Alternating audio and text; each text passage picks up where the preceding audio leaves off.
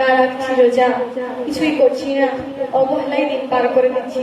তুই অবহেলাকে লক্ষ্য করে আমার আব্বু অর্থাৎ আমার কবি অতি মূল্যবান কথা কি লিখছে শুনবেন। আর গতকাল অবহেলায় রবি, অবহেলায় বেলা গড়িয়ে যাবে, থাকিতে সময় ঘরোয়া আমল নামায়, শেষ সফরে যে সঙ্গী হবে। আর গতকাল অবহেলায় রবি।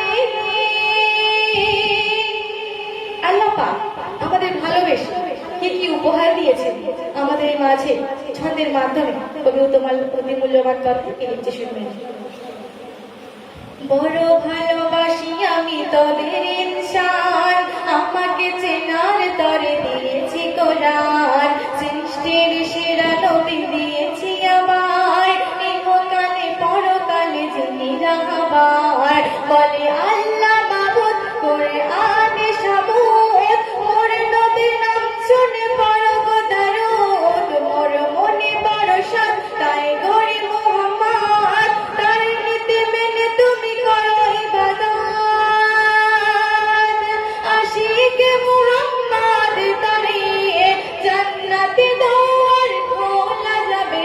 আর কতকাল অবহেলায় রবি, অবহেলায় বেলা গড়িয়ে যাবে, থাকিতে সময় ঘরোয়া আমল নামায়, শেষ সফরে যে সঙ্গী হবে। আর কতকাল অবহেলায় রবি। তারপরে অতি মূল্যবান কথা করে কি লিখছে শুনবেন। অমৃতের পেছে গরু মিছে মায়াতে, লাগবে না কোনো কাজে আখিরাতে, নামাজের কথা ওই বলছে কোরআন, ভারী হবে আখিরাতে নেকির মিজান।